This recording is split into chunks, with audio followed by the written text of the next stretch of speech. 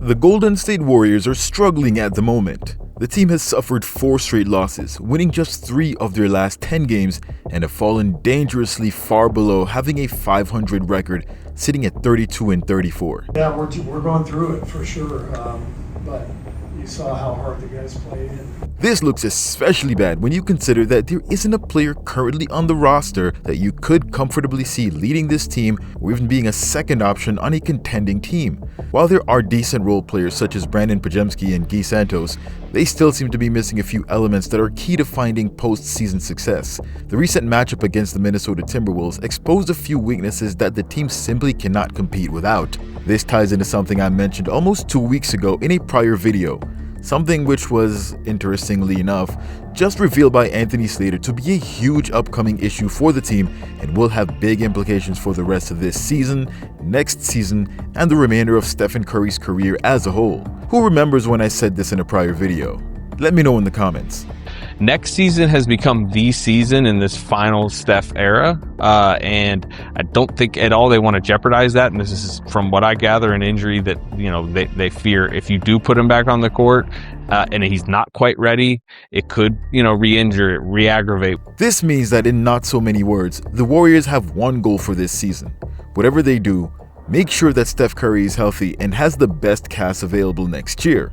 This makes sense for a lot of reasons. Some we'd rather not like to hear, but there really isn't anything that can be done at this point. It also begs the question, is it over for the Golden State Warriors? Check ball.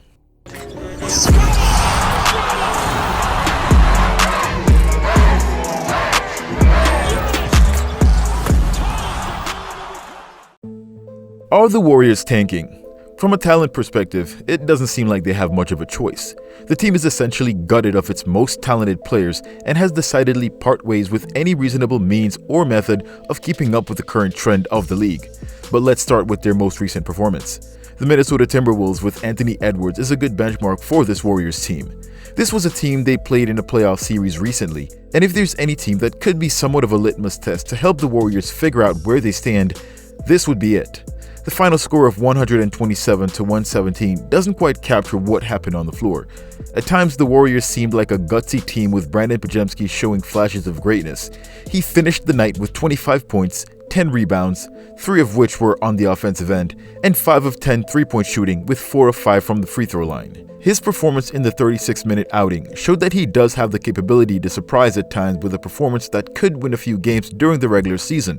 It wasn't just pods, however, as 2 of his running mates, Kristaps Porzingis and Guy Santos, also had very good performances, with KP putting up 20 points, 4 rebounds, and 2 steals while shooting 2 of 5 from distance in just 20 minutes of restricted playing time. While the output seems high, he did take 16 shot attempts to get there. This means that while he was on the floor, he was one of the team's main go-to guys in terms of offense. But that wasn't even the most surprising aspect of what we saw from KP. Steve Kerr actually had Porzingis in the Warriors starting lineup, his first start since joining the team. Santos put up 17 points and 8 assists in 36 minutes, which is right around where his production has been as of the last 2 months.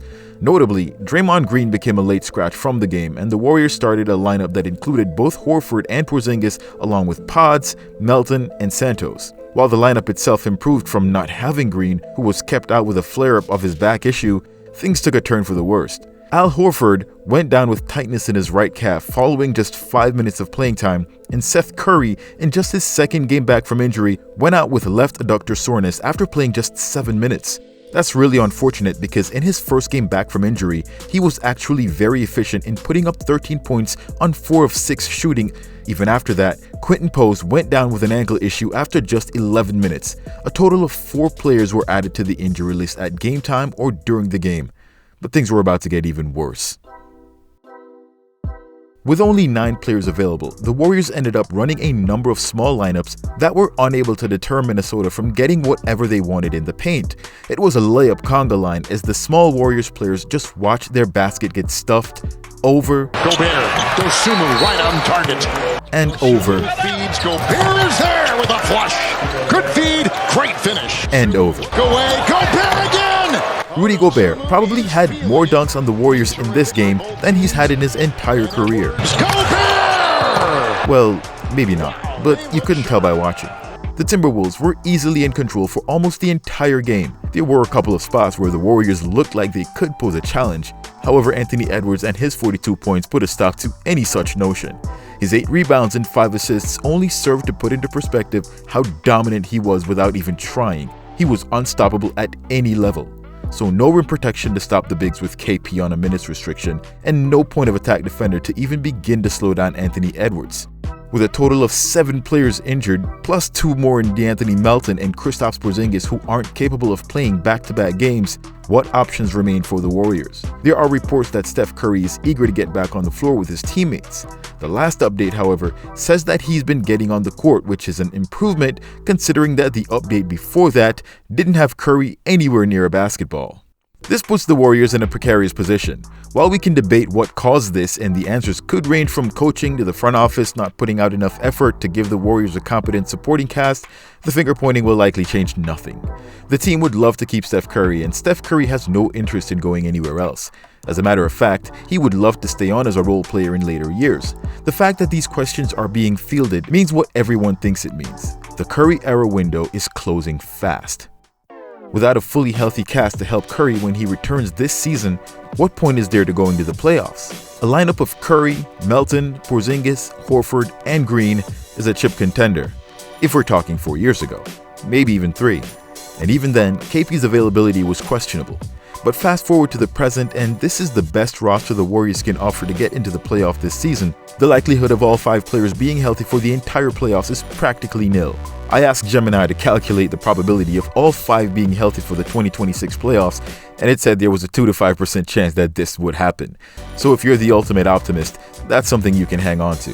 For the rest, even then, can this much older lineup compete with the younger teams in the league? As Anthony Slater said, this risks further injury and could potentially prematurely end the Warriors' hope for a championship with a healthy Steph Curry when the team returns next season with a healthy Jimmy Butler in tow to give the Warriors an even better opportunity. But next year itself is a big question. The only certainty is that you'll have Steph Curry, Jimmy Butler, and Draymond Green. The problem with this trio is that even this season, in their relatively younger years, they struggled to stay healthy, and when they weren't much more than a 500 team. This fact has fueled rumors of the Warriors acquiring another piece to help Steph Curry and the Warriors franchise to win a 5th title together. If there is a guarantee that they'll add someone to the roster, then it would make the most sense to preserve Curry's health and wait until next year. But are these claims substantiated? So a little over a week ago, in early March, an NBA insider revealed that Steph Curry is expecting some help to join the Warriors this summer. Mark J. Spears, who's a senior NBA writer for ESPN, went on to the Willard and Dib show and had this to say. He wants to play this season. He wants to play in the postseason. He obviously must like Podziemski, Gee, some of the other young guys on the team, Moody, if it's important for him to get them playoff time. Because I think he knows whether it's a Giannis, whether it's a LeBron James, like there's going to be somebody next summer that's going to join him, join Jimmy, join Draymond, assuming he's still there too. On the cheaper side is the younger guys, and if you get them that good experience, and then it's going to help the franchise in the long run and save them some money for somebody bigger in the process. You may or may not take what Spears says with a grain of salt, as he did say the Warriors were not finished after the Jonathan Kuminga trade. In all truthfulness, they did sign a few G League players after that. However, it wasn't what many expected. But there were a couple of important bits to take away from his statements. One is that in order for the Warriors to get this player, it would help for the current players Santos and Podziemski to get playoff experience, and if they combine those contracts with picks, they may be able to get some help. That would mean that these 2 players become trade assets, and Podziemski's playoff performance could dictate and solidify his value and possibly earn him an extension that the Warriors could trade along with Santos and picks to acquire this mystery player. There would have to be a significant jump in performance for Pods to command such a value. However, there is one player that may become available. The Utah Jazz may get a top pick this year, which if this occurs, they have a shot at drafting in the top 3. If they do, there are 2 wings available, AJ DeBonsa and Cameron Boozer. If the Jazz select either of these picks, then Larry Markkinen becomes expendable and an asset the Warriors can pursue. This would probably be their best bet in the West to acquire a star that isn't perennially injured. Giannis obviously could become available this summer, as the Bucks held off on trading him during the trade season, so there is a bit of smoke in that direction. With the departure of Jonathan Kuminga, however, the Warriors don't have many assets other teams are interested in. The only way to get those assets would be to tank for the aforementioned lottery picks. If they get a top 3 pick, they're almost guaranteed to get a player with enough upside to convince the Bucks to participate in a trade for Giannis. I would ignore any trade talk about LeBron James, as he can't even help his current team. So the options are clear as day. Tank to hopefully get a better pick that you can trade for an all-star or better level player, or try to get to the playoffs and raise the value of Podziemski and Guy Santos high enough to be able to get the same trade. This shouldn't be a difficult choice, but for some it might be. Let me know in the comments what you would do as the Warriors general manager. Which option gives you the better potential value? Keep in mind that tanking would preserve Curry for a loaded run for 2026 to 27. Last year's playoffs most definitely played a role in his injuries this year, so it's safe to say that even if he stays healthy, a playoff run this season will most likely negatively impact his health next season. What would you do? Post your thoughts in the comments below. Thanks for watching. Till next time, swish.